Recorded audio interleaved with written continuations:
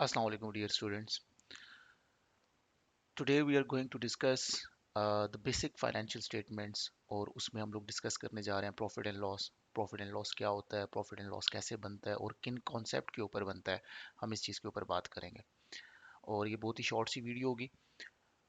Profit and loss मैंने आपके सामने अभी ओपन करके रखा है कि प्रॉफिट एंड लॉस क्या है। प्रॉफिट एंड लॉस एक्चुअली आपका क्या है, आपका इनकम लेस एक्सपेंसेस को आप सिंपल अगर वर्ड्स में मैं बोलूँ, इनकम लेस एक्सपेंसेस को आप प्रॉफिट एंड लॉस बोलते हैं।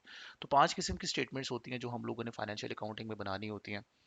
इन FA1, FA2, F3, F7, SPR। ठीक है, हमारा जो पर्पज़ है फाइनेंशियल अकाउंटिंग के सब्जेक्ट का वो क्या है, फाइनेंशियल स्टेटमेंट्स प्रिपेयर करना, जो कि हमारी स्टैट्यूटरी ड्यूटी है।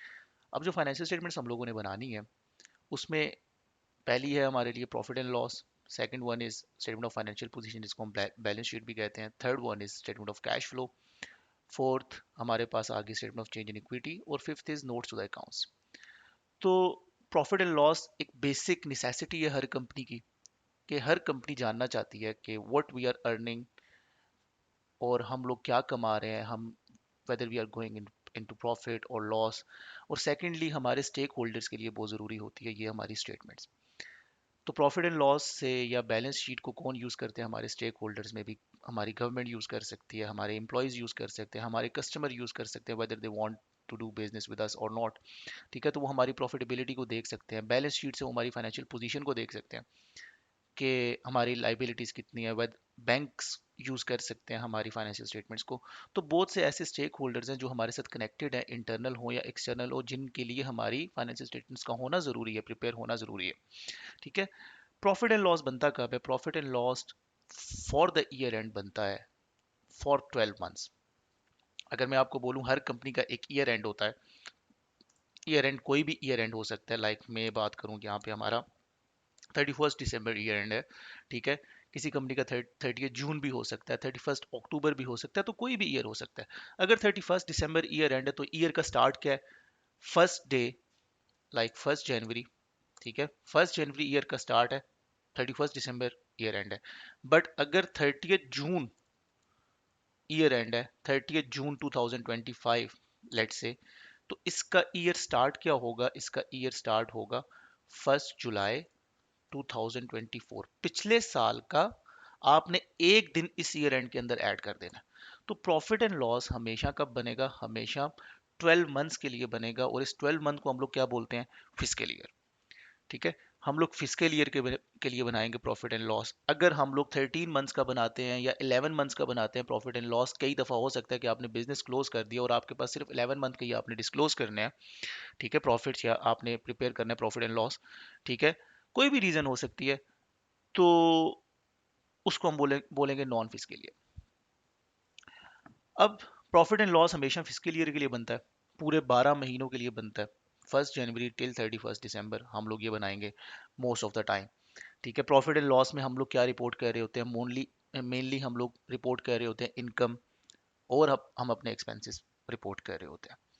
अब अगर मैं बात करूं हमारे कुछ कॉन्सेप्ट्स की, ठीक है, पहले मैं थोड़ा सा प्रॉफिट एंड लॉस का ओवरव्यू मैं आपके साथ डिस्कस कर लेता हूं। तो प्रॉफिट एंड लॉस का फॉर्मेट ये आपके सामने जो स्क्रीन पे खुला हुआ है, ये मेरी मतलब एक डेटा था मेरे पास, और मैंने उस डेटा की बेसिस पे ये प्रॉफिट एंड लॉस बनाया है। ठीक है, any one need this as a task they can. इसमें प्रॉपर एक्सेल के फार्मूलाज लगे हुए हैं, everything is there, like I have prepared the profit and loss on accrual basis, balance sheet, then the cash basis. हम balance sheet को next video में discuss करेंगे। Profit and loss on the cash basis, what is the trial balance, what are the journal ledgers. ठीक है, ledgers कैसे बनाए हैं मैंने, जर्नल्स कैसे पोस्ट किए हैं, what were the double entry, और डेटा क्या था मेरे पास, अदर इन्फॉर्मेशन क्या थी, what they have given me. तो this was a task for me. तो जो मैं जिसकी बेसिस पे मैंने बनाया, तो मैं उसी को आपको प्रेजेंट कर रहा हूँ।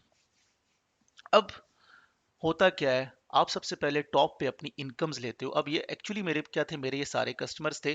तो मैंने इसको इसलिए बनाया क्योंकि मेरी एक रिक्वायरमेंट थी कि मैंने हर कस्टमर के बारे में बताना था, क्योंकि छोटे थोड़े से कस्टमर है, लाजमी नहीं अब इतना 500 कस्टमर हो तो आप उसको on the phase of financial statement नहीं प्रेजेंट कर सकते। ठीक है, उसके लिए इंडिविजुअल अकाउंट्स बनते हैं। मेमोरेंडम अकाउंट्स जिनको हम लोग बोलते हैं, वो बनते हैं। बट मुझे इसको फेस पे ही प्रेजेंट करना था, ठीक है। तो बेसिकली आप क्या करते हो, टोटल इनकम लेते हो from all your 500 customer, 400 customer, 100 customer, 200 customer, whatsoever, ठीक है। Income less cost of good sold, ठीक है। Less cost of good sold, आपके पास क्या आ जाता है, ग्रॉस प्रॉफिट। अब कॉस्ट ऑफ गुड सोल्ड क्या है, मैं यहाँ पे राइट साइड पे वर्किंग कर रहा हूँ। कॉस्ट ऑफ गुड सोल्ड क्या है, ओपनिंग इन्वेंट्री प्लस परचेजेस और sorry add purchases less closing inventory. इसमें मुझे फॉर्मूला की ज़रूरत नहीं पड़ी थी, तो क्योंकि डायरेक्टली जो भी हम परचेजेस कर रहे थे हम उसको कंसिडर कर रहे थे, because there was no opening inventory and closing inventory in this scenario. So that's why आपको यहाँ पे क्लोजिंग इन्वेंट्री, ओपनिंग और क्लोजिंग इन्वेंट्री नजर नहीं आ रही, आप direct cost of good sold देख रहे हैं। So how cost of good sold is being calculated, opening inventory plus purchases minus closing inventory.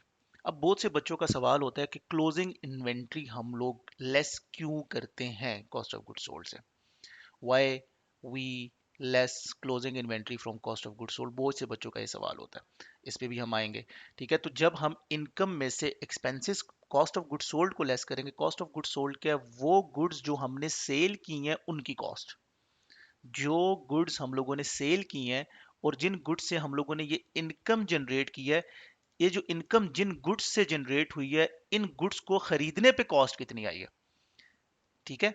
तो उनकी कॉस्ट हमने लेस करनी है। Got it. अब इस पे मैं डिटेल में आऊंगा। हमारे पास आ गया ग्रॉस प्रॉफिट, ठीक है। हम अगर इसमें से लेस करें, ग्रॉस प्रॉफिट मतलब क्या है, ये आपके डायरेक्ट प्रॉफिट्स हैं फॉर द प्रोडक्ट, ठीक है। ये आपके क्या है, डायरेक्ट प्रॉफिट्स हैं फॉर द प्रोडक्ट। आपकी जो प्रोडक्ट है उसके जो प्रॉफिट्स हैं उसको हम लोग क्या बोलेंगे, ग्रॉस प्रॉफिट। अगर कोई आपसे पूछे आपका बिजनेस प्रॉफिटेबल है तो आप नेट प्रॉफिट्स की तरफ जाएंगे। अगर आपसे कोई पूछे कि मुझे,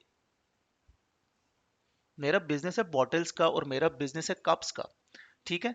तो मेरा बिजनेस है कप्स का या बॉटल्स का, तो मुझे कप्स सेल करने से फायदा हो रहा है, ये मेरी प्रोडक्ट है, या मैं बॉटल सेल करने से मुझे फायदा हो रहा है, ये मेरी प्रोडक्ट है।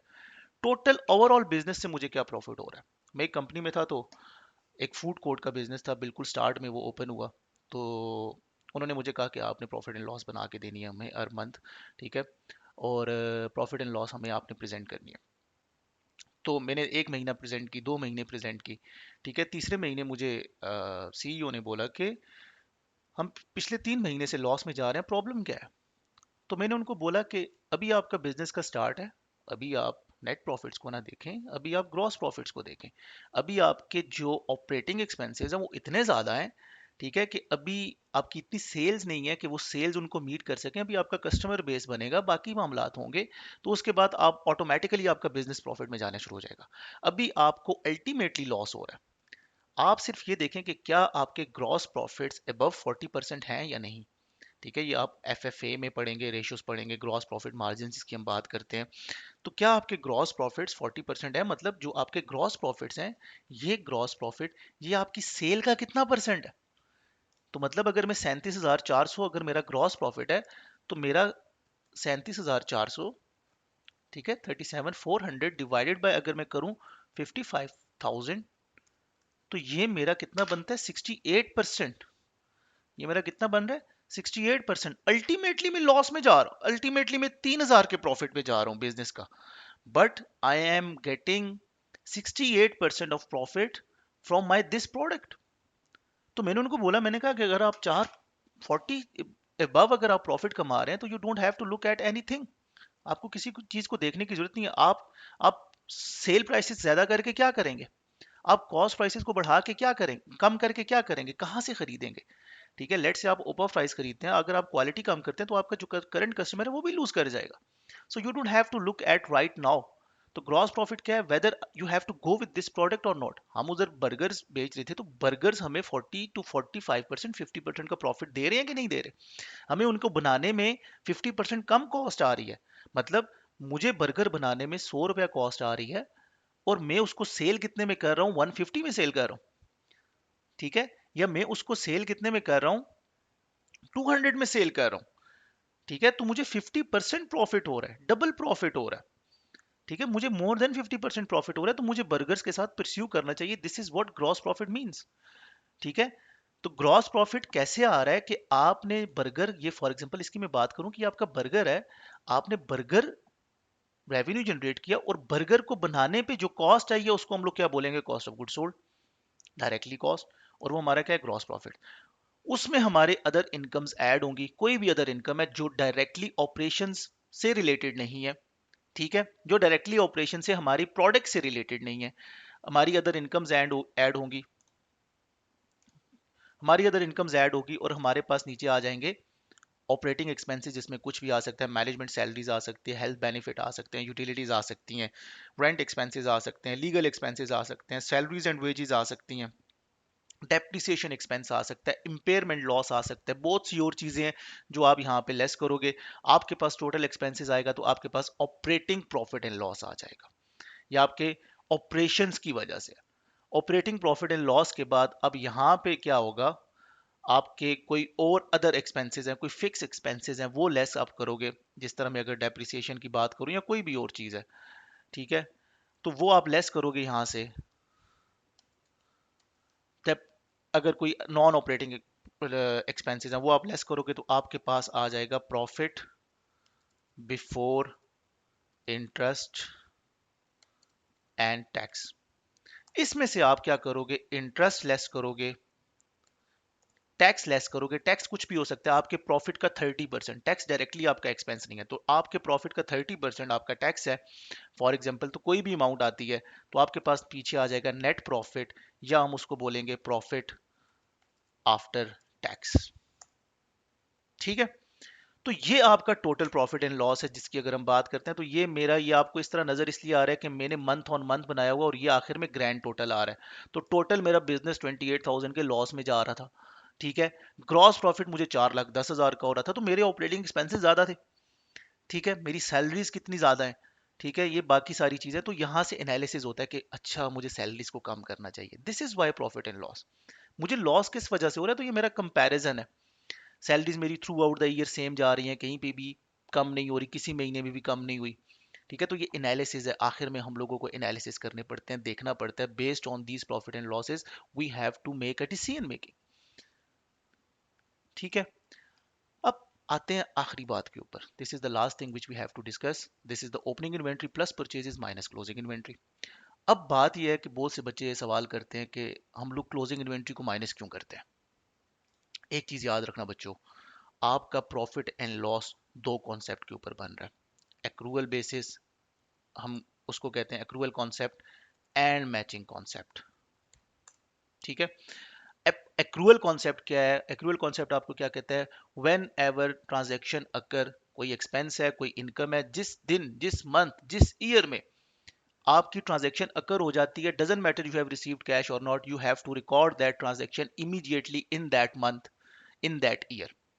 फॉर एग्जांपल, मैंने आज रेंट पे किया, या मैंने आज रेंट पे किया पिछले 2 महीने का, तो मुझे ये मेरा रेंट एक्सपेंस आज का नहीं है, ये मेरा पिछले 2 महीने पहले का, ठीक है। तो ये नहीं कि मैं सारे के सारे को आज एक्सपेंस बना लूंगा, मैं पिछले 2 महीनों में जाऊंगा, मैं उनको उस महीने में एक्सपेंस बनाऊंगा। तो ट्रांजैक्शन अकर कब हुई है, रेंट मई का था, मैं जाके उसको जुलाई में पे कर रहा हूं, तो ये नहीं है कि जुलाई का एक्सपेंस है, और मई, जून और जुलाई तीनों का एक्सपेंस है, तो मैंने मई में मई का रिकॉर्ड करना है, जून में जून का रिकॉर्ड करना है, जुलाई में जुलाई का रिकॉर्ड करना है। This is called accrual concept. Matching concept क्या है कि आप ने देखें, एंड ऑफ द डे आप क्या इनकम लेस एक्सपेंसेस कर रहे हो, यहाँ पे राइट साइड पे अगर आप देखो तो इनकम लेस एक्सपेंसेस कर रहे हो। तो मैचिंग कॉन्सेप्ट क्या कहता है, अगर आपने 2020 की इनकम ली है, तो उसमें से एक्सपेंसेस भी 2020 के ही लेस करने हैं। अगर आपने 2021 की एक्सपेंस इनकम ली है, तो उसमें से 2021 के ही एक्सपेंसेस लेस करने हैं। तो जिस साल का आप इनकम ले रहे हो, उसी साल के एक्सपेंसेस को माइनस करना। So this is called matching concept. अब बात ये आती है कि मैंने पूरा साल, हम लोगों ने पहले दिन से एक बात पढ़ी कि परचेजेस हमारा क्या है, परचेजेस हमारा क्या है जी, परचेजेस हमारा एक्सपेंस है। हम जो भी चीज खरीद रहे हैं रीसेल पर्पस के लिए, बहुत से लोग इस चीज को कहते हैं कि वो हमारी इन्वेंट्री है, वो हमारी इन्वेंट्री है, नहीं, वो आपकी इन्वेंट्री नहीं है, वो आपके एक्सपेंस है, वो आपकी परचेजेस है, ठीक है, वो आपका परचेजेस है, वो आपकी एक्सपेंस है। आप उसको अपनी परचेजेस रिकॉर्ड कर रहे हो, तो आप रहे होते हो, आप उसको अपना एक्सपेंस रिकॉर्ड कर रहे होते हो, IS2 में जाके हम लोग इस चीज को डिस्कस करेंगे। आप उसको अपना एक्सपेंस रिकॉर्ड कर रहे हो, ठीक है। तो through out the year, for example आपके लैपटॉप्स का बिजनेस है, आपने 200 लैपटॉप सेल किया, एक लैपटॉप की कॉस्ट है जी 1 लाख, तो मतलब 20 लाख के आपने लैपटॉप सेल कर दिए, ठीक है। मैं अगर बात करूं 20 लाख के आपने लैपटॉप सेल कर दिए, ठीक है। 20 लाख के आपने लैपटॉप सेल किए। अब ये 20 लाख के 200 लैपटॉप जो आपने खरीदे थे, या आपने जो एक्चुअली खरीदे थे वो 300 लैपटॉप खरीदे थे। सेल सिर्फ 200 लैपटॉप हुए हैं, आपने खरीदे कितने हैं? 300 लैपटॉप। तो 300 में से 200 आपने सेल कर दिए। हम लोगों ने यहां पे क्या बात की थी? हम लोगों ने ये बात की थी कि जो जिस साल की इनकम ले रहे हो उसमें से उसी साल का एक्सपेंस लेस करो। एसेट क्या है? जिससे हमने लॉन्ग टर्म फायदा लेना हो, जिससे अभी हमने फायदा लेना हो। एक्सपेंस क्या है? जिसका फायदा हम कंज्यूम कर चुके हैं। तो 200 लैपटॉप का फायदा हम कंज्यूम कर चुके हैं, 100 लैपटॉप का हमने फायदा आने वाले साल में कंज्यूम करना है। तो वो 100 लैपटॉप मेरा इस साल का एक्सपेंस नहीं है, वो 100 लैपटॉप मेरा अभी इस ईयर एंड पे 31 दिसंबर में मेरा एसेट बनेगा, जो कि अगले साल का एक्सपेंस है, और वो अगले साल का एक्सपेंस मैं ओपनिंग इन्वेंट्री में लिखूंगा, ठीक है। दैट्स वाई ओपनिंग इन्वेंट्री आपका एक्सपेंस है, परचेजेस आपका एक्सपेंस है, क्लोजिंग इन्वेंट्री आपका एसेट है, ठीक है। एक क्लोजिंग इन्वेंट्री आप क्या कर रहे हो कि ये परचेजेस में आपने ऑलरेडी 300 लैपटॉप को एक्सपेंस बनाया हुआ है, तो आपने अपने एक्सपेंस को कम करना है लेस क्लोजिंग इन्वेंट्री करके। ये वो इन्वेंट्री है जो इस साल सेल नहीं हुई, बच गई है, जो अगले साल सेल होनी है, उससे आपने अगले साल फायदा लेना है, इसलिए ये इस साल का एक्सपेंस नहीं है, तो आपने अपने एक्सपेंस को कम करना है। So that's why you are doing minus closing inventory. So बहुत से बच्चों का ये सवाल है, किसी का कोई भी क्वेश्चन हो, they can drop me a comment, ठीक है, they can drop me a comment, या मैं डिस्क्रिप्शन में अपना नंबर छोड़ दूंगा, तो they can ask me any question regarding the profit and loss. Take care guys, see you in the next video. अल्लाह हाफिज।